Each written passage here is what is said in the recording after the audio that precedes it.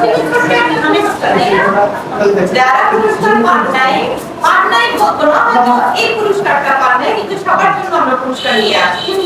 First second third যারা হয়েছে, দ্বিতীয় তৃতীয়, তাদেরকে পুরস্কার এই জন্য দেওয়া হয়েছে যেন আপনাদের যারা আজকে পুরস্কার পান নাই, আপনারা যেন পড়াশোনার প্রতি আরো বেশি মনোযোগী হন, সামনে যেন আপনারাও প্রতিযোগিতা হন।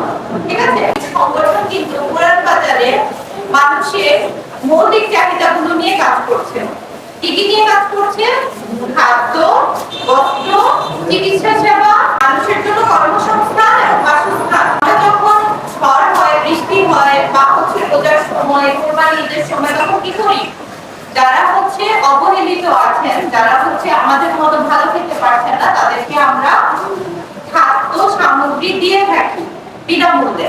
বা যাদের ঘর ভেঙে গেছে, তাদেরকে আমরা বাসস্থানের ব্যবস্থা করে দিই।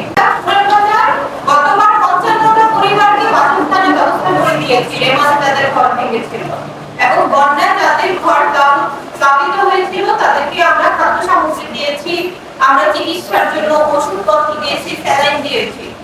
এখন পুরান বাজারে আপনারা জেনে খুশি হবেন, আমরা 50 জন বাবা মায়েদের চোখের ছানির ফ্রি অপারেশন করিয়েছি, লেজার ট্রিটমেন্ট করিয়েছি এবং নেত্রনালীর অপারেশন পর্যন্ত করিয়েছি।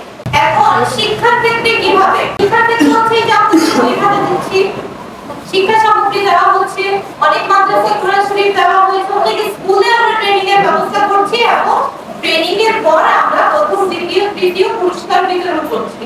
আমি নারীদেরকে ফ্রি হাতের কাজে প্রশিক্ষণ দিয়ে তাদের কর্মসংস্থানের ব্যবস্থা করছি। আমরা কি করছি? মানুষের মৌলিক চাহিদা নিয়ে কাজ করছি 5 বছর। আমরা মানুষের সুস্বাস্থ্য নিয়ে যেন তারা ভালো থাকে এটা নিয়ে কাজ করি। ঠিক আছে?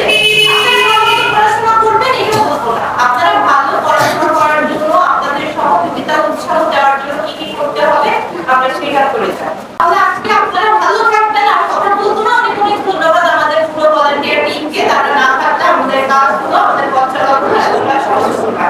অনেক ধন্যবাদ মাত্র আমাদের যারা শিক্ষক আছেন তাদেরকে, যারা আমাদের আজকে এখানে আসাটা আপনাদের সাথে কথা বলাটা সহজ করে দিয়েছে।